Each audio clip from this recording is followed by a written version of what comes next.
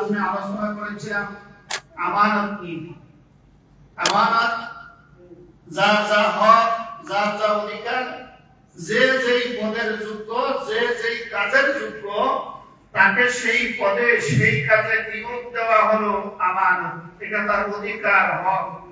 অনভিজ্ঞ লোকের কাছে যদি কোনো দায়িত্ব দেওয়া হয়, সেটা আমানত নয়, বরং সেটা খেয়ানত। যে ড্রাইভিং জানে না, তার হাতে যদি গাড়ি তুলে দেয়, তাহলে গাড়ি সহ আর গাড়ির যাত্রী সহ সে ঠিকই পরকালে পৌঁছে দিবে, ঠিক কি না? তো আজকে আপনাদের সামনে আমি সূরা আরাফ 31 নম্বর আয়াত তেলাওয়াত করেছি। এই আয়াতের উপরে আলোচনা করব। আমার তৌফিকুল্লাহ বিল্লাহ। আল্লাহ রাব্বুল আলামিন মানব জাতিকে পৃথিবীতে প্রেরণ করার আগে মানব জাতির জন্য যা যা প্রয়োজন, যত উপকরণের প্রয়োজন, যত আসবাবের প্রয়োজন, সবগুলি আল্লাহ তাআলা আগেই সৃষ্টি করে দিয়েছেন। সুবহানাল্লাহ। মানব জাতিকে সৃষ্টি করার আগেই এই পৃথিবীতে বসবাসের উপযোগী করেছেন। মানব জাতিকে সৃষ্টি করার আগেই মানব জাতির প্রয়োজনের জন্য যা যা দরকার সব তিনি সৃষ্টি করেছেন। মানুষ পৃথিবীতে এসে খাওয়া দাওয়া করবে, তার পোশাক পরিচ্ছদ পরবে, মানব জাতিকে সৃষ্টি করার আগে এগুলি পাঠিয়েছেন।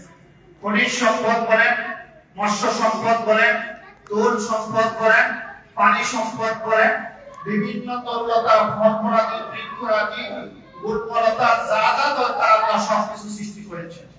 এবং এর মধ্যে যেগুলি মানুষের জন্য কল্যাণকর, মানুষের জন্য উপকারী, সেইগুলিকে তিনি হালাল করেছেন। আর যেগুলি মানুষের জন্য অকল্যাণকর, মানুষের জন্য ক্ষতিকর, এইগুলিকে আল্লাহ তাআলা হারাম করেছেন। কারণ ওটা মানুষের জন্য কোনো কল্যাণ বয়ে আনতে পারে না। তো আমি আপনাদের সামনে সূরা আরাফের 31 নম্বর আয়াত যে তেলাওয়াত করেছি, তার উপরে আলোচনা করব। আমার তৌফিকুল্লাহ বিল্লাহ। আল্লাহ রাব্বুল আলামিন বলতেছেন, ইয়া বানি আদম খুযু জিনাতাকুম ইনদা কুল্লি মাসজিদিন ওয়া কুলু ওয়াশরাবু ওয়া লা তুসরিফু ইন্নাহু লা ইউহিব্বুল মুসরিফিন।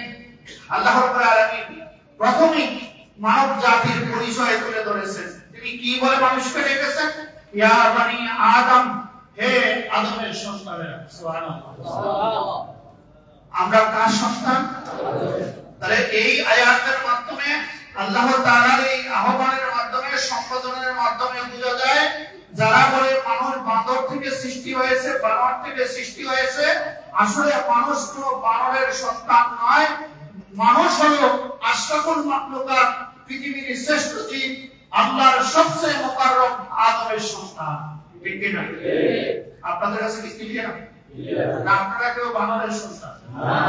এই বানরের সন্তান পৃথিবীতে বানর ছাড়া আর কেউ দাবি করে না। ঠিক কি না? বানর কি আশরাফুল মাখলুকাত না মানুষ আশরাফুল মাখলুকাত? এই কথা জোরে বলুন। আপনাদের কলবের মধ্যে জং করছে, কলবের মধ্যে জং করছে। বলেন তো আপনারা কি আওলাদে বানর না আওলাদে আদম? আদম আলাইহিস সালাম কে ছিলেন? তিনি আল্লাহ তাআলা তাকে সৃষ্টি করেছেন, তাকে নবী বানিয়েছেন, তাকে রাসূল বানিয়েছেন। এইজন্য আল্লাহ বলেছেন, ওয়ালাকাদ কাররামনা বানি আদম, আদমের সন্তানকে আমি পৃথিবীর মধ্যে সবচেয়ে বেশি সম্মানিত করেছি। সুবহানাল্লাহ। এই আদম সন্তানেরা সবচেয়ে বেশি সম্মানিত, আল্লাহর সবচেয়ে বেশি প্রিয়।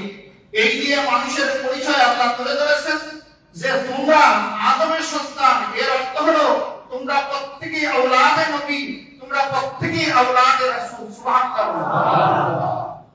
আমার বাবা আদম নবী ছিলেন, আমার জাতির পিতা সাইয়েদনা ইব্রাহিম আলাইহিস সালাতু ওয়াস সালাম নবী ছিলেন। ঠিক কি না?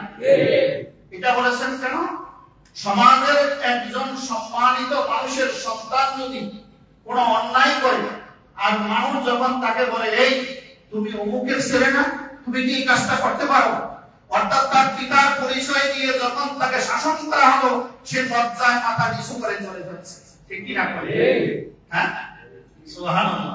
তাহলে আল্লাহ তাআলা প্রথম সম্বোধন করেছেন ইয়া বানি আদম, ও বনি আদম, ও আদমের সন্তানেরা, খুযু যিনাতাকুম ইনদা কুল্লি মাসজিদিন, তোমরা নতুন সাজে সজ্জিত হও, সুসজ্জিত হও যখন তোমরা ইবাদত করবে,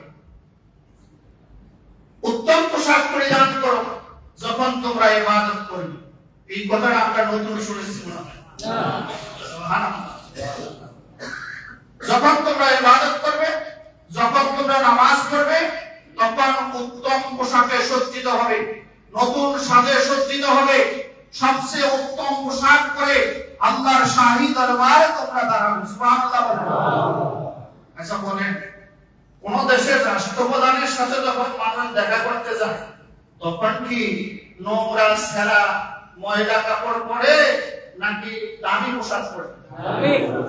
তো দুনিয়ার রাজাদের সাথে যদি দেখা করতে, তাদের সামনে দাঁড়াইতে যদি আপনি এত দামি পোশাক পরেন, আহকামুল হাকিমিন যিনি আপনার জীবন দিলেন, হায়াত দিলেন, দেহ দিলেন এবং এই পোশাকের সমস্ত উপকরণ দিলেন, তার সামনে যখন দাঁড়াবেন তখন উত্তম পোশাক পরার দরকার আছে না? আছে।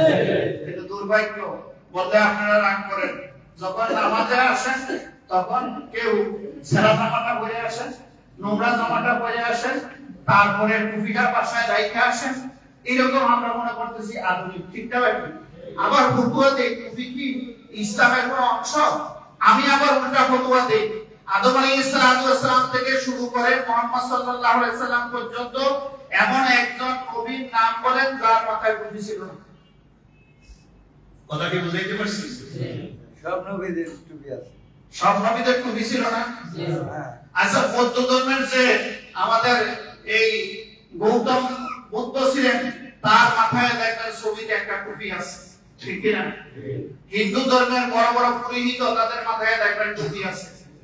খ্রিস্টানদের যিনি নেতা, তার মাথায় এরকম একটা ছোট টুপি আছে, ঠিক কি না বলেন?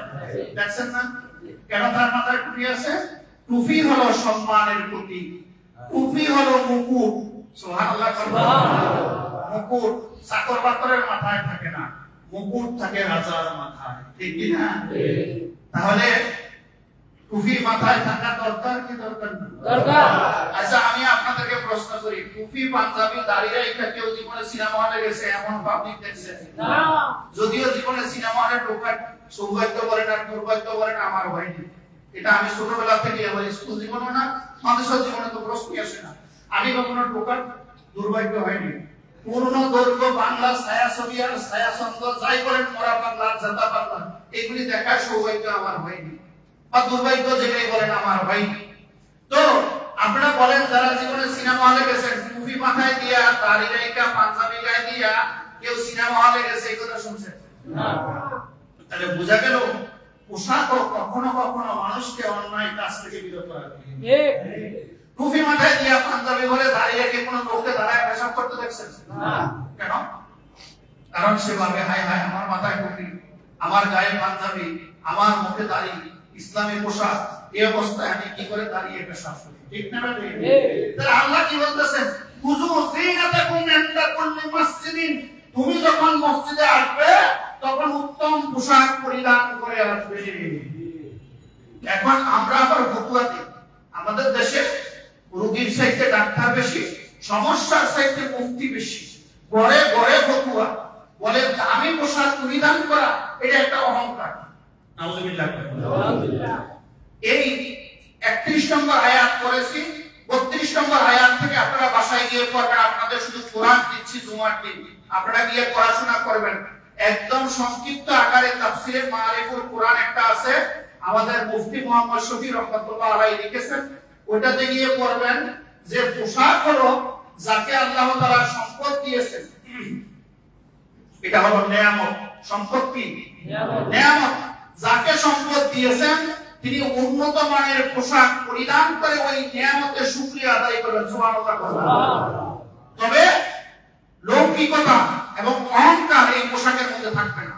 এই দুইটা বাদ দিয়ে সম্পদশালীরা দামি উন্নত মানের পোশাক পরবে, এটাই হলো ইসলামী শরিয়ার বিধান, এটাই হলো আল্লাহর নিয়ামতের শুকরিয়া আদায়ের বহিঃপ্রকাশ। সুবহানাল্লাহ। তাহলে মসজিদে যখন আসবে বলবেন হুজুর ওই যে আমরা যারা রিকশা চালাই বা মজুর, তারপরে নিম্নমানের লোক, গরিব লোক, আমাদের কি অবস্থা হবে? আপনার সর্বোচ্চ পোশাকটা সুন্দর করে পরিষ্কার পরিচ্ছন্ন করে ওইটা দিয়ে আল্লাহ শাহী দরবারে নামাজে দাঁড়াতে হবে। কথা ঠিক আছে কিনা?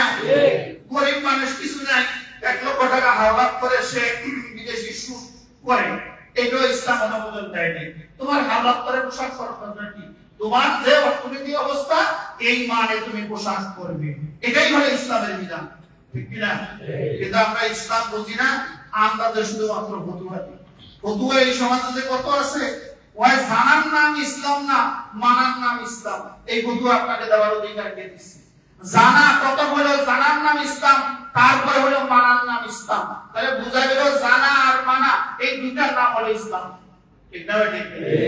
আমরা শুনেছি মুহাম্মদ সাল্লাল্লাহু আলাইহি সাল্লাম শুধু সিরাত আলী পড়েছেন। আপনারা তাফসীরে মারিফুল কোরআন ভাষায় গিয়ে পড়বেন, রাসূলুল্লাহ সাল্লাল্লাহু আলাইহি সাল্লামের যখন সামর্থ্য হয়েছে তিনি 1000 দিরহাম দিয়ে তার গায়ের সাজুদটা পরিধান করেছেন। আল্লাহু আকবার। 1000 দিরহামের দাম কত ছিল? যখন একটা উটের দাম ছিল 100 দিরহাম, তখন গায়ের সাজুদটার দাম ছিল 1000 দিরহাম। অর্থাৎ 10টা উট বিক্রি করবে, যেই পরিমাণ দাম হবে এই পরিমাণের উন্নত পোশাক আল্লাহ রাসূল পরিধান করেছেন। সুবহানাল্লাহ। তাহলে এখন একটা উটের দাম কি 10 লাখ টাকা নিচে উট আছে? না। তাহলে 10 লাখ গুণ 100, 1 কোটি। 1 কোটি টাকার বর্তমান যেই পোশাক, যেই চাদর, এই মানের চাদর মুহাম্মদুর রাসূলুল্লাহ পরিধান করেছেন। আল্লাহু আকবার। আবার তিনি গায়ের জামা তালি দিয়েও পড়েছেন। এর অর্থ হলো একদম অসহায় সম্বলহীন যে তালি দিয়ে জামা পরবে আমার রাসূল সাল্লাল্লাহু আলাইহি সাল্লাম তার নবী, আর যে পৃথিবীর সুপার কোয়ালিটির পোশাক পরিধান করবে মুহাম্মদুর রাসূলুল্লাহ তার নবী, ঠিক কি না? তাহলে আল্লাহ দ্বিতীয় আদেশ দিচ্ছেন, খুযু জিনাতাকুম ইনদা কুল্লি মাসজিদিন। যখন ইবাদত করবে তখন তোমরা নতুন সাজে সজ্জিত হবে, নতুন দামি দামি সুন্দর সুন্দর পোশাক সামর্থ্য অনুযায়ী তোমরা পরে আসবে ইনশাআল্লাহ। তাহলে আসেন আগামী জুমা থেকে যার যত দামি পোশাক আছে এটা কি ঘরে রাখবো না এটা পরে মসজিদে আনবো? পরে মসজিদে আনবো। সবাই মনে করি জোরে পান পরে মসজিদে আনবো। আগামী জুমায় যার যেই দামি পোশাক আছে সেই পোশাক পরে আমরা মসজিদে আসবো ইনশাআল্লাহ। ইনশাআল্লাহ। এমনকি ঘরে যখন নামাজে দাঁড়াবেন তখন উন্নত পোশাক পরিধান করে নামাজে আল্লাহ শাহী দরবারে দাঁড়াবেন। ইমাম সাহেব আমার তো নাই, আমি তো চাই যার যেই সামর্থ্য আছে সেই সামর্থ্য অনুযায়ী পোশাক পরিধান করে দাঁড়াবেন ইনশাআল্লাহ। ইনশাআল্লাহ। দেখেন ওইটা ওই যে আপনি গেঞ্জি গায়ে দিয়া গামছাটা দিয়া তারপরে আপনি নামাজে দাঁড়িয়ে যাবেন আর ফতোয়া দিবেন কি পুরুষের জন্য সতর হলো নাভি থেকে এই হাঁটুর নিচ পর্যন্ত, তাই তো হইলো বেশি ফতোয়া দিবেন। আল্লাহ বলছে খুনু খুযু জিনাতাকুম ইনদা কুল্লি মাসজিদিন, ইবাদতের সময় উত্তম পোশাক পরিধান করবে। যদি তুমি গামছা গায়ে দিয়ে নামাজ পড়ো নামাজ হবে, কিন্তু পৃথিবীর মুফাক্কির ইসলামেরা বলেছেন এই অবস্থায় নামাজ পড়া মাকরুহ, এই অবস্থায় নামাজ পড়া মাকরুহ। এবং আপনারা তাফসীরে মারিফুল কোরআনে পড়বেন বিস্তারিত, আল্লামা শফি রাহমাতুল্লাহ আলাইহি লিখেছেন যেই পোশাক পরে মানুষ স্বাভাবিকভাবে চলাচল করতে পারে না ওই জাতীয় পোশাক পরে নামাজ পড়া মাকরুহ। আপনি বন্ধু বান্ধবের সাথে দেখা করতে যান সুন্দর পোশাক পরে যান, কিন্তু নামাজে যখন দাঁড়ান তখন গেঞ্জি গায়ে দিয়ে গামছা গায়ে দিয়ে দাঁড়িয়ে যান। মহান মনিব আল্লাহ পাকের সামনে এই ধরনের পোশাক পরে আজ থেকে আর নামাজে দাঁড়াবো না। বলেন আজ থেকে আর নামাজে দাঁড়াবো না। সামর্থ্য অনুযায়ী আমরা পোশাক করবো ইনশাআল্লাহ। আর মহিলা মা বোন যারা আছেন তাদের সতর হলো হাতের কবজি, মুখমণ্ডল আর পায়ের পাতা ছাড়া পুরা দেহটাই আল্লাহ পাক সতর বানিয়ে দিয়েছেন। মা বোনেরা পায়ের পাতা খোলা রেখে নামাজ পড়বেন, পায়ের পাতা দেখেই তারা নামাজ পড়বেন, এটা হলো তার সতর। মুহাম্মদ রাসূলুল্লাহ সাল্লাল্লাহু আলাইহি ওয়াসাল্লাম বলেছেন, যদি কোনো মহিলা একাকীয় ঘরে থাকে আর তার মাথায় যদি কাপড় না থাকে, তাহলে ওই ঘরে আল্লাহর রহমতের ফেরেশতা যারা বান্দার নেক লিখে ওই ফেরেশতারা ঘরে প্রবেশ করে। আমাদের বাবা দরকার, আমাদের মা বোন যারা ঘরে থাকে তারা দেখবেন ঘরের মধ্যে মাথায় ওড়না নেই, তার এই বুকে কাপড় নেই, সে দিব্যি আরামের সন্তানের সামনে ঘরে চলাচল করতেছে। ইসলামী শরিয়া তার সন্তানের সামনে এভাবে চলাচল করার অনুমতি দেয় না। কিন্তু আমরা এগুলি বুঝি না, আমরা এগুলি বুঝি না। বরং ইল্লা মাশাআল্লাহ বনি আদমের কিছু সন্তান ছাড়া বাকি সন্তানেরা দামি দামি পোশাক পরেও অল্প রঙ এবং বেহায়া অশ্লীলতা থাকে। ঠিক কিনা? দামি প্যান্ট কিনে এখানে ছেঁড়া, এখানে তালি, এখানে কটলি, এখানে এইটা, এটা মনে হয় নাই আছে, এটা বানায়া বলছি না। আল্লাহ তাআলা গোটা নারীর দেহকে সতর বানিয়ে দিয়েছেন। আজকে আমাদের আদরের কলিজার টুকরা আমাদের মেয়েগুলিকে, আমাদের মাগুলিকে, আমাদের বোনগুলিকে আমরা অর্ধ উলঙ্গ বানিয়ে দিয়েছি। পুরুষ টাকনুর নিচে প্যান্ট পরা হারাম, মহিলার টাকনুর উপরে প্যান্ট পরা হারাম। অথচ মহিলা হাফ প্যান্ট পরে আর পুরুষ তার টাকনুর নিচে প্যান্ট পরে আধুনিকতা পরিপ্রকাশ করে। ঠিক না বেটি? আল্লাহ রাব্বুল আলামিন কিয়ামতের ময়দানে কিছু মানুষের দিকে তাকাবেন না, তাদেরকে পবিত্র করবেন না, তাদেরকে ক্ষমা করবে না। যেই পুরুষ টাকনুর নিচে প্যান্ট কাপড় পরিধান করবে, কিয়ামতের ময়দানে আল্লাহ তাদেরকে পবিত্র করবে না, তাদের দিকে আল্লাহ তাকাবে না। নাউজুবিল্লাহ করেন না। আর যেই মহিলা আল্লাহর বিধান পোশাক সুন্নাত তরিকা বাদ দিয়ে অশ্লীল পোশাক পরবে, আল্লাহ রাসূল ফেরেশতারা সমস্ত মানুষ তাদের উপরে লানত করে। নাউজুবিল্লাহ মিন যালিক বলেন। তাহলে আসেন, পোশাক সুন্দর হতে হবে, পোশাক শালীন হতে হবে। ঠিক কি না? আরেকটা কথা বলি, আপনারা রাগ করবেন, আবার এই ফতোয়াটা ইন্টারনেটে রয়েছে। আমার ফতোয়াটা আমি আগেই বলছি, আমি আমার ব্যক্তিগত কোনো মিশন নেই, আমি ছাত্র জীবন থেকে বলি, কোনোদিন আমার ব্যক্তিগত মতাদর্শ আমি প্রতিষ্ঠা করতে চাইনি, কোথায় না। এই মসজিদও আমি দীর্ঘদিন প্রতি, আমি কখনো আমার ব্যক্তিগত মত আপনাদের উপরে চাপিয়ে দেইনি। যেটা কোরআন সুন্নাহর মধ্যে নেই সেই কথা আমি বানিয়ে কখনো বলিনি। উলামায়ে কেরাম বলছেন, মুফাক্কির ইসলাম তারা বলছেন, গেঞ্জি পরিধান করে, বাহু খোলা রেখে, হাফ শার্ট পরিধান করে নামাজ পড়াটা ইসলামী শরিয়া অপছন্দ করেছেন, মাকরুহ করেছেন। কথা কি বুঝাইতে পারছি? শার্ট আপনি বানাইলেন ভাই 1.5 গজ 2 গজ কাপড় দিয়া, কেন এটা এই পর্যন্ত বানাইতে পারলেন না? কোনো সমস্যা হইতো? হয় নাই। আমাদের কৃষ্টি কালচার পাল্টাতে হবে, পোশাকের মধ্যে স্বাধীনতা ভদ্রতা আনতে হবে। ঠিক কি না? আবার দেখেন, পৃথিবীর রানীদেরকে আপনারা দেখেছেন, ব্রিটেনের যে রানী ছিল, রানী এলিজাবেথ, দেখছেন না? রানী এলিজাবেথ কি কখনো দেখেছেন অর্ধউলঙ্গ পরে তিনি কখনো বিচরণ করেছেন? দেখেছেন? বরং তার মাথায় যে মুকুট থাকতো, তার মধ্যে যে হীরাটা থাকতো, এটা ছিল 3000 কোটি ডলার। 3000 কোটি এই হীরাটার দাম। তাহলে বোঝা গেল রানীর মাথায় মুকুট থাকে, আর ওই দুনিয়ার ব্রিটেনের রানীর চাইতো আমার মায়েরা, আমার বোনেরা, আমার মেয়েরা দামি, তাদের মাথায় হেজাব থাকবে। ঠিক কিনা? কোন দুর্ভাগ্য মুসলমান ইসলাম বুঝলেন না, দুর্ভাগ্য হাজী সাহেব ইসলাম বুঝলেন না, দুর্ভাগ্য প্রদীপ সাহেব ইসলাম বুঝলেন না, দুর্ভাগ্য ইমাম সাহেব ইসলাম বুঝলেন না। ঠিক কিনা? কোন তাহলে আজ থেকে শালীন পোশাক থাকবে, আজ থেকে উত্তম পোশাক পরিধান করে আমরা নামাজ পড়ব ইনশাআল্লাহ। এই আয়াতের উপরে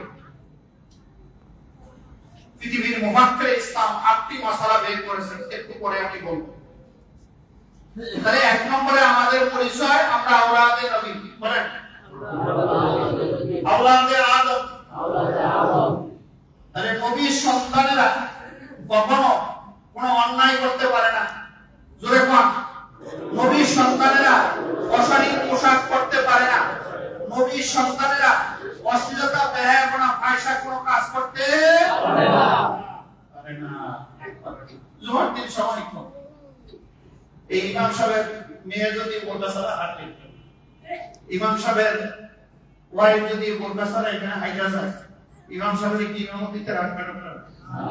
কেন? ওনার বউ তো বোরকা ছাড়া গেল, উনি তো পাঞ্জাবি টুপি জুব্বা টুপা টেনে গেছে। দুনিয়ার মুসলমানেরা অবাধ্য এই জন্যই করছে, এই একটা মসজিদের ইমামের স্ত্রী যদি বোরকা ছাড়া হাঁটলে তার ইমামতি না থাকে, রাষ্ট্রের যিনি ইমাম তার স্ত্রী যে উলঙ্গ হলো, সে কি করে রাষ্ট্রের ইমাম হলো? ঠিক কিনা কর? সে কি করে রাষ্ট্রের ইমাম হলো?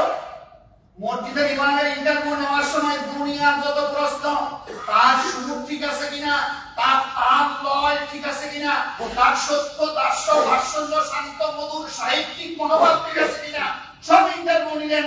রাষ্ট্রের ইমাম যখন নিয়োগ করলেন, তখন আপনারা দেখলেন না যে ওই রাষ্ট্রীয় ইমাম আল্লাহর বিধান মানে কিনা? আজকে ওই রাষ্ট্রের ইমাম আল্লাহ না হওয়ার কারণে তো আজকে মুসলমানদের দুর্গতি। ঠিক কিনা কর?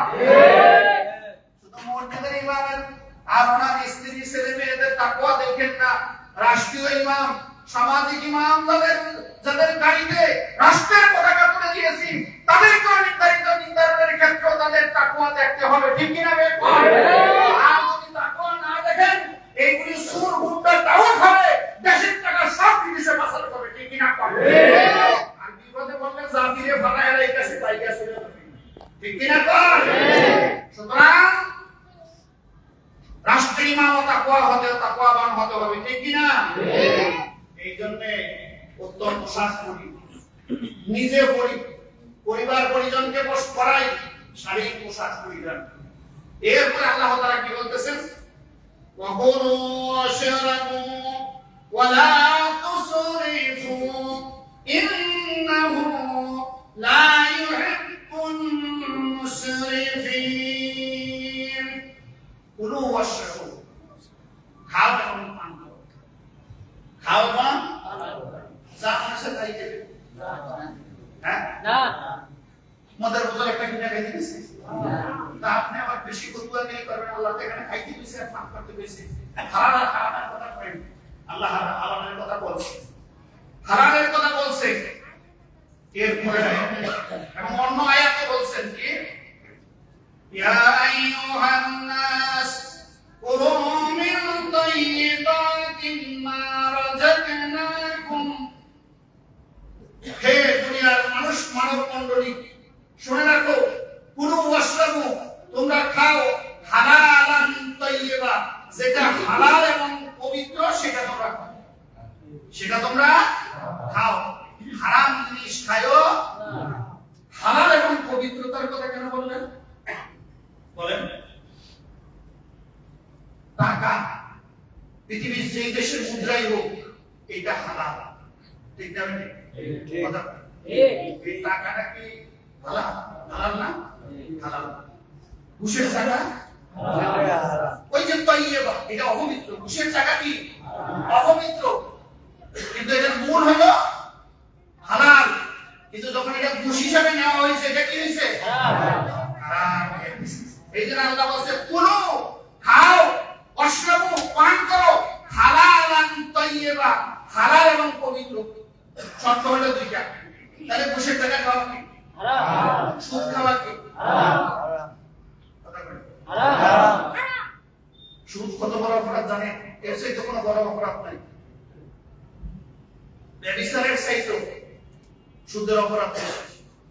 আচ্ছা আপনারা বলেন, কোন মসজিদের ইমাম সাহেব যদি সুদ খায়, তাই কি আপনার ইমামতিতে রাখবেন? না। বাদ দেন মুয়াজ্জিন সাহেব পূর্বে আযান দেয়, মুয়াজ্জিন সাহেব যদি মসজিদ থেকে বের হয়ে গিয়ে সুদের ব্যবসা করে, এই মুয়াজ্জিন সাহেবকে আপনি আযান দিতে দিবেন? না। সমস্যা কি? সে তো সামান্য একটু সুদের ব্যবসা করছে, তো এই মুয়াজ্জিন সাহেব যদি সুদের ব্যবসা করার কারণে তার মুয়াজ্জিনগিরি না থাকে, রাষ্ট্রের যারা সুদী কারবারি তার ইমামতি কি করে থাকলো? রাষ্ট্রের যারা সুদী কারবারি তার মুয়াজ্জিনগিরি কি করে থাকলো? মুসলমানদের দুর্ভাগ্য আজ এটা। সুদের চাইতে বড় অপরাধ আর কোনো নাই। সুদের 70টা বড় গুনাহ। কয়টা? 70টা। সবচেয়ে বড় গুনাহ হলো বেহারবিন মিনাল্লাহি ওয়া রাসূলি, আল্লাহ এবং তার রাসূলের বিরুদ্ধে প্রকাশ্যে যুদ্ধ করা। নাউযুবিল্লাহ। নাউযুবিল্লাহ করেন। কার বিরুদ্ধে যুদ্ধ করা? আল্লাহ এবং রাসূল। আল্লাহ এবং তার রাসূলের বিরুদ্ধে যারা যুদ্ধ করে তারা কি মুসলমান? না। যারা সুদ খায় তারা কি? কি ওয়াজ শুরু করছে? তারা কি? মুসলমান শুধু এটাই বুঝলাম না, সব বুঝেছি, এটা বুঝি নেই। আর সুদের সবচেয়ে ছোট গুনাহ হলো তার মায়ের সঙ্গে জিনা করা। মায়ের সঙ্গে জিনা কোন বিবেকবান মানুষ করতে পারে না, ভদ্র মানুষ করতে পারে না, অথচ সুদ খাচ্ছে। মার বায়ের নিজের সন্তানের বেশ সুদ খাচ্ছি আর সুদের সয়লারের ওরা সমাজকে ছড়িয়ে দিয়েছে, ঠিক কিনা বল? তাই আসেন, কোন অসাধু আল্লাহ বলছেন তোমরা পান করো, কোনটা করবা? হালালান তাইয়্যিবা, যেটা হালাল এবং পবিত্র সেটা। আচ্ছা আসেন, রমজান মাসে সুবহে সাদেকের পূর্বে সুস্থ ইমানদার মুসলমানের জন্য খাবার গ্রহণ করা কি হালাল? কথা বলেন না, হালাল হালাল হালাল না? এই যে ভাত, গোশত, মাছ এটা খাইছেন, এটা পবিত্র, এটা হালাল। সুবহে সাদেকের পরে কোন বালেগ মুসলমানের উপরে, সুস্থ মুসলমানের উপরে খাবার গ্রহণ করা কি হালাল? তাই ওই খাবারটা পবিত্র ছিল, কিন্তু তার জন্য এই সময়ের মধ্যে খাওয়া হারাম ছিল, ঠিক কি না? এটা হালালান তাইয়্যিবা। খাওয়ার শর্ত হলো, পান করার শর্ত হলো, 1 নম্বরে হালাল হইতে হবে, 2 নম্বরে পবিত্র হতে হবে। এবার আসেন, বিড়ি যারা খায়, ধূমপান যারা করে, খুব কষ্ট হইবে আপনাদের এখন বুঝি। হবেই তো, ওয়াজ তো আমি আমার বিরুদ্ধে করি, আমার বিরুদ্ধে লাগে, এই ইমাম সাহেবের বিরুদ্ধে লাগে, মুয়াজ্জিন সাহেবের বিরুদ্ধে লাগে, লাগে কি না? লাগে। তো আপনাদের গায়ে বিষয়টা লাগাও, এটা আপনারা চান না? তাই। পরিচ্ছন্ন হইতে হবে না? বিড়ি যে খান, সাদা পাতা যে খান, এটা হালালও না, এটা পবিত্র না। এই কথা পরিষ্কার। কি? হারাম। কেন হারাম করে? এটা হালালও না, এটা পবিত্র না। যেটা মানব দেহের জন্য ক্ষতিকর, ওই জিনিসটাই হারাম। এবার বলেন, বিড়ি খাইলে কবিরা গুনাহ মাফ হয়ে যায় না। কবুলি হলে সওয়াব হয়, তাড়াতাড়ি কোন সময়? না। বিড়ি খাইলে জীবনের গুনাহ মাফ হয়ে যায় না। কবুলি হলে সওয়াব হয়ে যায় না।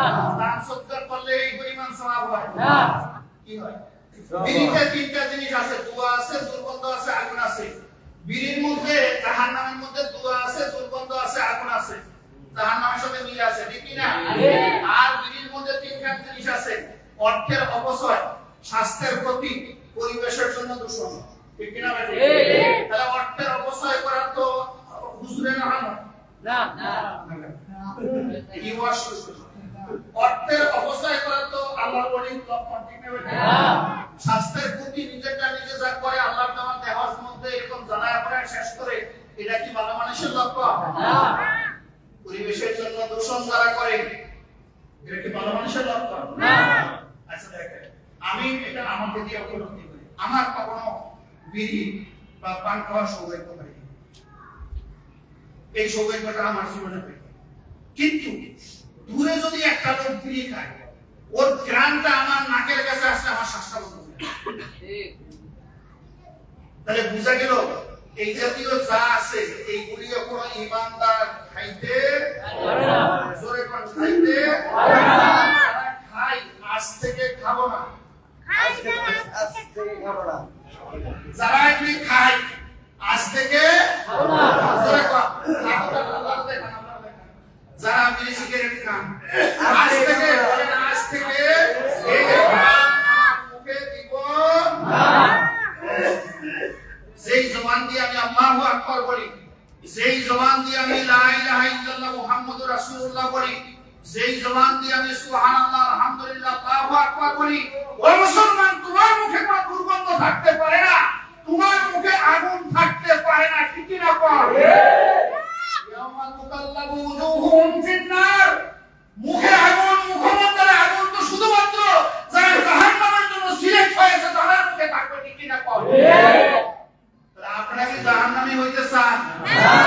তাহলে আজ থেকে বিড়ি খাইতে চান? না। যারা খান আজ থেকে খাইবেন না ছাড়বেন? ছাড়বেন। বলেন এই কথার উপর আপনার শান্তি। আপনাদেরকে আল্লাহর জিম্মায় দিয়ে দিবেন। এরপর যদি খান আল্লাহর জিম্মায় দিয়ে দিবেন। তাহলে আসেন, কুলু ওয়াশরাবু, আল্লাহ বলতেছে খাও এবং পান করো, যেটা হালাল এটা তুমি খাও, এরপরে পান করো। ওয়ালা তুসরিফু, আল্লাহ বলতেছে অপচয় করিও না। ইসরাফ শব্দের অর্থ হলো অপচয় করা, তুমি অপচয় করিও না। আসেন, আপনি খাইতে পারবেন এক প্লেট, নিয়ে নিছেন 2 প্লেট, এক প্লেট খাবার অপচয় করছেন, আপনি আল্লাহর ওলি হয়ে গেছেন। না, সবাই খান না, আমরা মুসলিম এই মসজিদে দরকার নেই, তাদের কলম করে গেছে, এদের আসল দরকার নেই। যদি আপনার কলম করে গিয়া থাকে, আমি আর যদি মজা গিয়া থাকেন অনুষ্ঠানে যাইবেন, মসজিদে আসবেন না, জোরে বল না। যারা এক প্লেট খাবার খেতে পারে, অতিরিক্ত আরেক প্লেট খাবার নষ্ট করে ফেলছে, এটা কি আল্লাহর ওলি? না। যে অপচয় করে সে আল্লাহর ওলি না। সে কি করে? আল্লাহ তাআলা কোরআনে কারীমে বলেন, ইন্নাল মুবাযযিরিনা কানু ইখওয়ানাশ শায়াতিন, যারা অপচয় করে, অপব্যয় করে, এরা হলো শয়তানের ভাই। শয়তানের ভাই কি কোনো মুসলমান হতে পারে? না। তাহলে আসেন, খাবেন এবং পান করবেন যতটুকু আপনার দেহের জন্য দরকার, বেশি খাবেন না, বেশি খাওয়া ভালো না। হযরত ওমর রাদিয়াল্লাহু তাআলা একটা ফতোয়া আছে, তাফসিরে মারিফুল কোরআনে পড়বেন। হযরত ওমর রাদিয়াল্লাহু তাআলা বলেন, যারা খেতে খেতে খেতে খেতে এই পেটের ভুঁড়ি এইরকম সাইজ করে ফেলছে, আল্লাহ এদেরকে পছন্দ করে না। কিছু মানুষ আছে হরমোনের কারণে, মেটাবলিজমের কারণে কম খায় মোটা, সেটার কথা কিন্তু বলিনি।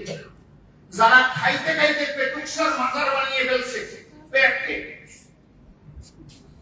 হযরত ওমর রাদিয়াল্লাহু তাআলা বলেন এদেরকে আল্লাহ পছন্দ করে না। এই জন্য খাবার বেশি খাবেন না।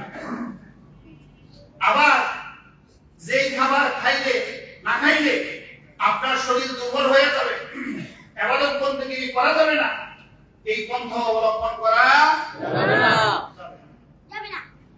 কুলু ওয়াশরাবু, পান করো, তুমি অপচয় করিও না। কিন্তু আজকে পৃথিবীতে মুসলমানরাই খাবার সবচেয়ে বেশি অপচয় করে। রাগ করেছেন? না। আমাদের পাশে একটা রাষ্ট্র আছে ছোট্ট ভুটান। আমি গত সপ্তাহ, আগের সপ্তাহে এখানে সফরে গিয়েছিলাম। আমরা 118 জন একটা চাকার বিমান ভাড়া করে গিয়েছি। তো 4-5 দিন থেকে আবার ওই বিমানটা ভাড়া করে চলে আসছি। সেখানে দেখলাম একটা মসজিদে ওই ভুটানে নাই। সবচেয়ে দুর্ভাগ্য, ভুটানে কোনো মসজিদ নাই। 7 থেকে 8,000 মুসলমান আছে, আর বাকিগুলি বৌদ্ধ আর হিন্দু।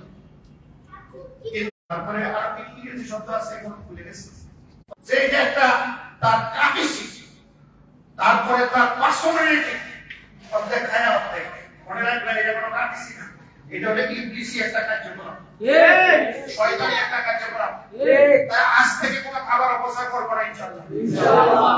মুহাম্মদ সাল্লাল্লাহু আলাইহি ওয়াসাল্লাম বলেছেন, কি বলেছেন, যে এক গ্লাস পানি, দেখেন আমরা কি কি ওয়ালা তুসরিফু, আল্লাহ অপচয় করতে নিষেধ করেছেন। অপচয় করা কি কি ক্ষেত্রে করি? 1 নম্বরে খাবারের অপচয় করি কিনা? বিয়ে বাড়িতে গেলে দেখবেন কিভাবে খাবার অপচয় করি। মধ্যপ্রাচ্যের মুসলিম দেশগুলিতে গেলে দেখবেন বিশাল এক কোট, এক ছাগল, এক বকরি আস্তা পাক করে অর্ধেক খায় আর বাকিটা পুরা খেয়ে দেয়, ঠিক কিনা? জাতিসংঘের মধ্যে শুধু মুসলিম রাষ্ট্রগুলিতে 1,30,00,000 মেট্রিক টন, সরি 130 কোটি মেট্রিক টন খাবার আমরা অপচয় করি। নাউজুবিল্লাহ। 130 কোটি মেট্রিক টন খাবার অপচয় করি। অথচ এই 130 কোটি মেট্রিক টন খাবার যদি হয় বাংলাদেশের মতো অন্তত কমপক্ষে 15 থেকে 20টা রাষ্ট্রের এক বছরে খাবার হয়। একটু ভাবেন। অথচ আজকে পৃথিবীতে মানবতা দুঃখে দুঃখে পড়ছে। আফ্রিকাতে গিয়ে দেখেন ওদেশের মানুষগুলি খাবার পাচ্ছে না। আজকে পৃথিবীতে দেখেন মুসলমানদের অনেক রাষ্ট্রগুলি খাবার পায় না, খাবারের জন্য হাহাকার করে। অথচ আমরা খাবার অপচয় করি। আসেন তাহলে খাবার অপচয় করি। 2 নম্বরে সময়ের অপচয় করি। সময়ের অপচয় কি? গাল গল্প আমরা উল্টা মারি আর আজে বাজে ফালতু কথা বলি। ঘুম থেকে উঠে শেখ হাসিনা, খালেদা জিয়া আর ওই যে ডক্টর ইউনূসের গল্প শুরু করি আর সারা দিন এইগুলি সামাজিক তাকিয়ে ওই সময় অপচয় করি কি না? আচ্ছা, শেখ হাসিনা, খালেদা জিয়া, ডক্টর ইউনূসের ইচ্ছা করে আপনার আমলনামার তো ফুলুলিয়াতে সওয়াব দেখা হবে না? সবাই করে না, এটা কিছু হইতো না। আল্লাহ রাসূলের চেয়ে হবে না। এরপরে মানুষের জীবন শেষ করে সময় অপচয় করি। অথচ ওই সময়টা আল্লাহর গোলামিতে কাটাতে হবে, ঠিক কি না? এরপরে আমরা পানির অপচয় করি। পানির অপচয় করি। ওযু করতে গেলে দেখবেন মসজিদের ট্যাপ যা আছে পানির পট পুরাটা সাজ। আমার একেবারে স্ত্রীকে পানি পড়তে থাকে আর হুজুর কেবলা ওযু করতেছে। রাসূলুল্লাহ সাল্লাল্লাহু আলাইহি সাল্লাম বলেছেন বহমান নদীতেও যদি তুমি ওযু করো তারপরে পানির অপচয় করবে না। সুবহানাল্লাহ। বহমান নদী, বহমান নদীতে তুমি ওযু করতেছো তারপরে পানির অপচয় করবে না। গোসল করতে গেছি সকাল 7টার সময় করছে, 9টা পর্যন্ত খেলাম। দুনিয়ার সব পানি শেষ হয়ে গেছে। আর রাসূলুল্লাহ সাল্লাল্লাহু আলাইহি সাল্লাম সর্বোচ্চ 4.5 এই কেজি পানি দিয়ে তিনি গোসল করতেন। আলহামদুলিল্লাহ। কয় কেজি? 4.5 কেজি। 4.5 কেজি পানি দিয়ে সর্বোচ্চ আপনি বলে দেন তিনি গোসল করতেন। আর আমরা সকালে জন্না সারি 2 ঘন্টা পর্যন্ত কে গোসল করতে আসে, ওযু করতেছে কয়েক টন পানির অপচয় করে। এটা শয়তানের ভাই, ঠিক কি না? ওযু করার সময় যেইটুকু কোন আপনার সারা দরকার ঠিক ওইটুকু সারবেন আর আপনি সুন্দর মতো ওযুটা করে নেবেন। আমরা গ্লাসে পানি খাই, এক গ্লাস পানি খাওয়ার মধ্যে 5 থেকে 6টা সুন্নাত। সুবহানাল্লাহ। সুবহানাল্লাহ। মুহাম্মদ সাল্লাল্লাহু আলাইহি সাল্লাম বলেন পানি খাওয়ার আগে, খাবার খাওয়ার আগে বসে খাওয়া সুন্নাত। পানি বসে খাওয়া সুন্নাত। জোরে বলেন সুন্নাত। 2 নম্বরে বাম হাতে খাওয়া সুন্নাত।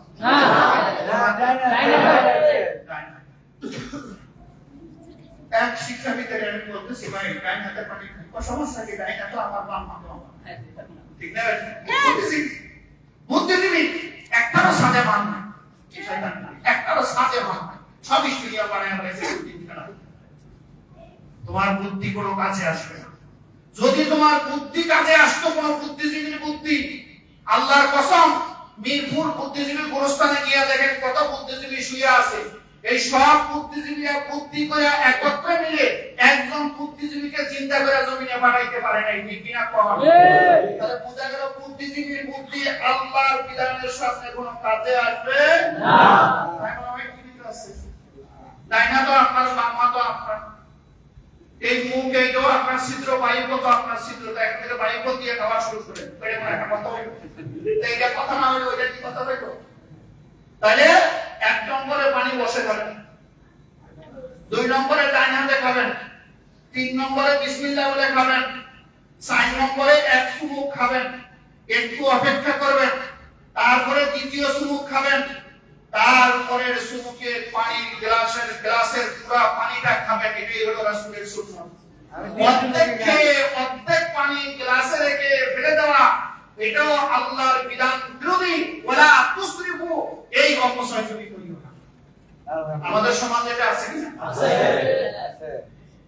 এই কথা বললাম ইমাম সাহেব আমার নাই কথা কম বলো। জগৎ থেকে ইসলাম এসে বিসমিল্লাহ করে বই। তো এরপরে বিয়ে শাদীতে দেখবেন এটা বলে অনেকে রাখবে রাস্তায় এই মাথা থেকে ওই মাথা যত বাড়ি আছে রাস্তা পুরা নতুন সাজা সজ্জিত করে বিভিন্ন সুইয়ার পাখি নিয়ে, ঠিক কিনা?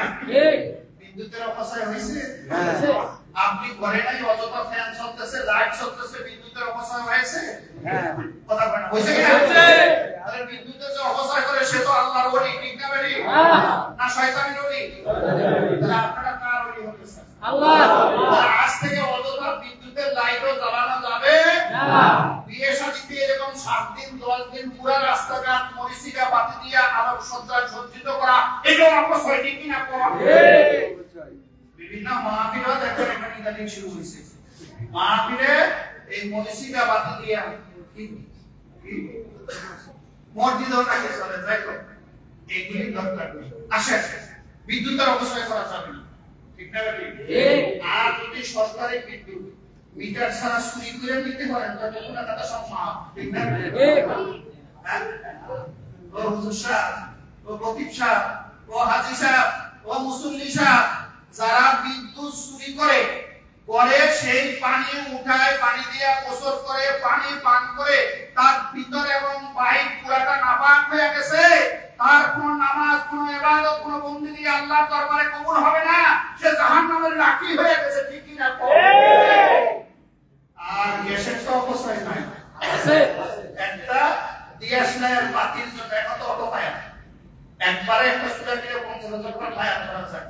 একবার ফায়ারের জন্য অনর্গল গ্যাসের আগুন জ্বলতেছে, ঠিক না বেটি? গ্যাস কোন ব্যক্তি সম্পদ না, গ্যাস আমার আল্লাহর নিয়ামত, গ্যাস জাতীয় সম্পদ, ঠিক কি না? যারা সার্বক্ষণিক গ্যাসের সুদা জ্বালায় রাখে এরাও শয়তানের মাই, ঠিক কি না? আজ থেকে আপনাদের বাসার গ্যাসের সুদা কি অযথা জ্বলবে না বন্ধ থাকবে? বন্ধ থাকবে। এই কথার উপর আল্লাহ শাসন। আর যদি একটা চুলার পারমিশন নিয়ে 10টা জ্বালাইতে পারেন, অথবা গ্যাসের সরকারি পারমিশন না নিয়ে ভাগ করে খাইতে পারেন, তাহলে আপনার কলম পরিষ্কার হয়ে যাবে। কিভাবে? যারা সরকারি গ্যাস বিদ্যুৎ চুরি করে, এক নম্বরে তো বৈধভাবে নিয়ে অপচয় করছে, সেটা শয়তানের বাইর হয়েছে। বৈধ ভাবে নিয়েছে, অযথা জ্বালিয়েছে, এগুলি শয়তানের বাইর বলা মুসরিফু, এগুলি অপচয় করে আল্লাহর বিধানের হুকুম লঙ্ঘন করছে। 2 নম্বরে সরকারি সম্পদ বিনা পারমিশনে অবৈধভাবে নিয়ে এই গ্যাস দিয়ে পাক করে সে খেয়েছে, ওই পানি পান করেছে, তার রক্ত, মাংস, হাড্ডি, চিন্তা, চেতনা সব হারামে পরিণত হয়েছে। কোন ইবাদত আল্লাহর দরবারে কবুল হবে না, তার দেহ জাহান্নামে আগুনে জ্বলবে, কেউ ঠেকাতে পারবে না। আমিন। তাহলে আজ থেকে অবৈধভাবে কোনো গ্যাস বিদ্যুৎ চলবে না, বিনা কারণে গ্যাস বিদ্যুৎ আপনার ঘরে জ্বলবে না, ঠিক কি না? আর যারা গ্যাস অফিসে চাকরি করেন কিন্তু ধৈর্যের চাকরি করেন, জনগণের 12:30 বাজায়, তারপরে কি জানি মিটার টেম্পারিং করে আপনারা পয়সা কামান, আপনার রিজিক হালাল হয়ে গেছে, ঠিক না? এই বিশ্বাস কোথায়?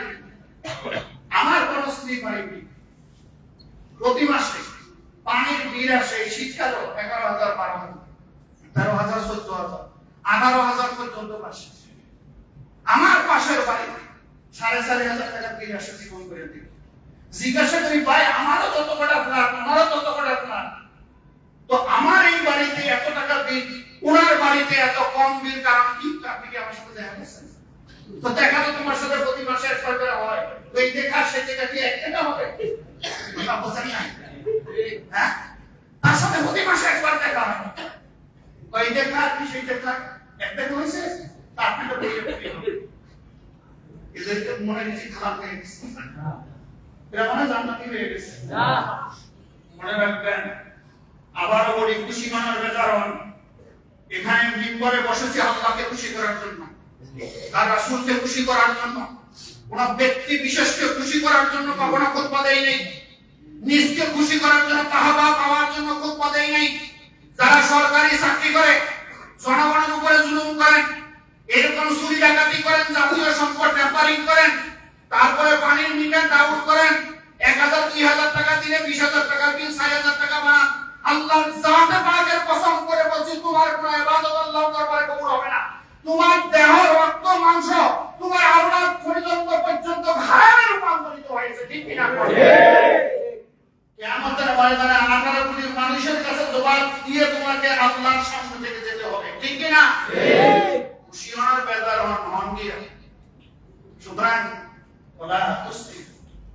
জিনিসের অপচয় করিও না, পানির অপচয় করিও না, সময়ের অপচয় করিও না, খাবারের অপচয় করিও না, এমন সাজসজ্জার অপচয় করিও না যেটা তোমার দরকার নেই, যেটা তোমার দরকার নাই। আমি মা বোনদেরকে বলি, অনেকে মনে করে আমি নারী বিদ্বেষী। আমি কেমন নারী বিদ্বেষী হইলাম? আমার মা হাওয়া আলাইহিস সালাম নারী। জোরে বলেন, আপনাদের আসল সম্মান জানি কি? তাহলে বুঝা গেল আপনাদের মা আর আমার মা এক মা। ঠিক না ভাই? আমার বাবা আদম পুরুষ, আমার মা হাওয়া নারী। আমি যেই গর্ভে, আপনারা যেই নারী, যেই গর্ভে জন্ম নিয়েছেন সেই মা নারী। ঠিক কি না? আমাদের স্ত্রীরা নারী, আমাদের কন্যা সন্তানরা নারী।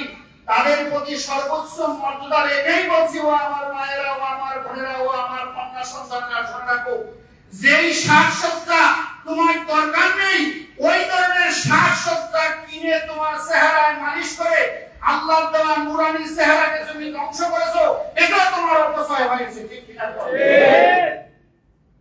আমাদের মা খালাদেরকে দেখেছি 60-70-80 বছর বয়সে আমাদের মা খালারা মারা গেছে, তাদের চেহারা একটা কালো দাগ করেনি। দেখছেন না? জীবনে তারা কোনোদিন ভালো একটা ক্রিম মাখতে পারেনি, উন্নত সাবান গায়ে মাখতে পারেনি, তার চেহারার মধ্যে কোনো দাগ করেনি। করেছে? কিন্তু আমাদের কন্যাদের, আমাদের স্ত্রীদের, আমাদের বন্ধুর চেহারার মধ্যে আজকে 15-20 বছর বয়সী সব দাগ করে যাচ্ছে। কেন? ওই যে তোমার অপ্রয়োজনীয় জিনিস যেটা তুমি ব্যবহার করে তোমার চেহারায় মাখতেছো, ওই কেমিক্যালের রিঅ্যাকশনে তোমার আল্লাহ তাআলা নূরানি চেহারাটা বিশ্রী বানিয়ে দেওয়া হয়েছে। ঠিক কি না? এরপরে আসেন, আমরা যে জন্ম নিয়েছি, আগে আমাদের মায়েদের খালাদের 8-10টা করে বাচ্চা হতো, 15টা করে বাচ্চা হইতো কি না? কোনোদিন সিজার করা লাগে নাই, হাসপাতালে নেওয়া লাগে নাই। এখন বাচ্চা হওয়ার আগে সিজার করা লাগে। এমনকি উন্নত বিশ্বে সিজারকে তারা পছন্দ করে না। আমেরিকাতে এই সিজার তারা অনুমোদন দেয় না, কানাডাতে এই সিজারের অনুমোদন দেয় না, বাংলাদেশে হওয়ার আগে সিজার। ঠিক কি না? মায়েদের যে খাসলত বেপরোয়া চলতে চলতে আল্লাহর এই রহমত উঠিয়ে নিয়ে গেছে, এই জন্য প্রত্যেকের সন্তান হওয়ার আগে সিজার করা লাগে। লাগে কি না? আর ডাক্তারদেরও এখানে সাওয়া পাওয়ার কিছু ধান্দা আছে। আছে কি না? আছে। আমার মায়েরা, আমার বোনেরা, আমার আদরের কন্যা সন্তানরা, বিনয়ের সঙ্গে বলছি, যেই প্রসাধনী তোমার প্রয়োজন নেই, ওই প্রসাধনী কিনে তোমার চেহারায় মেখে আল্লাহর নূরানি চেহারাকে বিকৃত করা, এটাও অপচয়। এটার কোনো প্রয়োজন নেই। চেহারা সুন্দর করার জন্য দেখবেন ইলেকট্রনিক মিডিয়া, প্রিন্ট মিডিয়াতে টমেটো লাগবে, শসা লাগবে, গাজর লাগবে, আর কি কি এরকম আছে, তারপরে হাবিজাবি এগুলি যা লাগবে। আমি বলি, ও আমার মায়েরা, ও আমার বোনেরা, এই গাজর, টমেটো, শসা, আলকাতরা, মাটিয়া তেল, কেরোসিন তেল, পেট্রোল, ডিজেল, অক্টেন এগুলি বাদ দাও। তাহাজ্জুদ করো, কোরআন তেলাওয়াত করো, আল্লাহর জিকির, ও মায়েরা, ও বোনেরা, তোমার কলবে জারি করো। আল্লাহর নূর তোমার চেহারার মধ্যে জমা। আল্লাহর নূরে তোমার চেহারা নূরান্বিত হবে। তোমার কবর তোমার চেহারার নূরে আলোকিত হবে। ময়দানে মাহশর তোমার নূরে আলোকিত হবে। নূরে নূরান্বিত হয়ে হবে আমার মায়েরা, ও বোনেরা, আল্লাহর জান্নাতের মেহমান হবে। তাহলে ওয়ালা তুসরিফু, অপচয় করিও না। এই কথা বলে শেষ করছি। যারা অপচয় করে তারা শয়তানের ভাই। আল্লাহ তাআলা বলতেছেন, তুমি অপচয় করবে না, অপব্যয় করবে না, আবার কি বন্ধ করবে না। ওয়াল্লাযীনা ইযা আনফাকু লাম ইউসরিফু ওয়া লাম ইয়াকতুরু ওয়া কানা বাইনা যালিকা কাওয়ামা। আল্লাহ রাব্বুল আলামিন সূরা ফুরকানে আল্লাহর স্পেশাল খাঁটি বান্দা হওয়ার জন্য 13টা গুণাবলী বর্ণনা করেছেন। তার মধ্যে একটা গুণাবলী হলো যারা ব্যয় করার ক্ষেত্রে, ওয়াল্লাযীনা ইযা আনফাকু লাম ইউসরিফু ওয়া লাম ইয়াকতুরু ওয়া কানা বাইনা যালিকা কাওয়ামা। যারা ব্যয় করার ক্ষেত্রে অপব্যয় করে না, আবার কৃপণতাও করে না। ওয়া কানা বাইনা যালিকা কাওয়ামা, এটাকে যদি আল্লাহ বলতেন ওয়া কানা বাইনা যালিকা সাওয়ামা, তাহলে হইতো। কিন্তু আল্লাহ তাআলা সাওয়ামা মানে সমান সমান করে নাই, কাওয়ামা। কাওয়ামা বলা হয় যেটা দিয়ে কম বেশিকে ওজন করা হয়, যেমন দাড়িপাল্লার মাঝখানে ওই যে একটা ইয়ে ধরে, এটাকে কি বলে? আরে মাঝখানে যেটা ধরে কাটা। আল্লাহ বলতেছে কাওয়ামা, তুমি এমন ভাবে ব্যয় করবে, ব্যয় করার ক্ষেত্রে যাতে কৃপণতাও না হয় আর অপচয়ও না হয়। মেপে মেপে হিসাব করে করে তুমি ব্যয় করবে, তাহলে তোমাকে আমি আল্লাহ আমাকে স্পেশাল বান্দাদের কাতারে শামিল করব। আর সর্বশেষ আল্লাহর আহ্বান হবে, ইয়া আইয়াতুহান নাফসুল মুতমাইন্নাহ ইরজি ইলা রাব্বিকা রাদিয়াতান মারদিয়াহ ফাদখুলি ফি ইবাদি ওয়াদখুলি জান্নাতি। হে প্রশান্ত হৃদয়, তুমি তোমার রবের দিকে ফিরে আসো সন্তুষ্টির ভিত্তিতে। সন্তুষ্টির ভিত্তিতে তুমি তোমার রবের দিকে ফিরে আসো। ফাদখুলি ফি ইবাদি, আমার ওই নেককার বান্দাদের কাতারে শামিল হও, যারা মেপে মেপে হিসাব করে জীবন জিন্দেগি পরিচালনা করে। ওয়াদখুলি জান্নাতি, আর আমার জান্নাতের মেহমান। তাহলে আসেন, কথা শেষ। এক নম্বরে আমাদের পরিচয় কি? আমরা আওলাদে বানর না আওলাদে নবী? আমাদের পরিচয় আমরা আওলাদে আদম, আওলাদে নবী, আওলাদে রাসূল। সুবহানাল্লাহ। আমরা কেউ কোনো বান্দরের সন্তান না। দুই নম্বরে যখন ইবাদত বন্দেগী করব, মসজিদে আসবো, নামাজ পড়ব, উত্তম পোশাকে আমরা সজ্জিত হব। সামর্থ্য অনুযায়ী যার যা উত্তম পোশাক আছে, এই উত্তম পোশাকে আমরা সজ্জিত হব। তিন নম্বরে আমরা খাবো এবং পান করব হালাল এবং পবিত্র জিনিস। ওয়ালা তুসরিফু, আমরা কোনো অপচয় করিব না। যদি আমরা এই কথাগুলি মেনে চলতে পারি, আল্লাহর এই কোরআনের আয়াত সূরা আরাফের 31 নম্বর আয়াত দিয়ে আমাদের জীবন জিন্দেগিকে, সমাজকে, রাষ্ট্রকে যদি আমরা রঙিন করতে পারি, তাহলে দুনিয়ার আযাব গজব থেকে আল্লাহ পাক আমাদেরকে হেফাজত করবে, পরকালে জান্নাতুল ফেরদাউসের মেহমান হিসেবে কবুল করবে। আল্লাহ তাআলা এই কথাগুলি আমাকে, আপনাদের সকলকে আমল করার তৌফিক দান করুন। আমিন।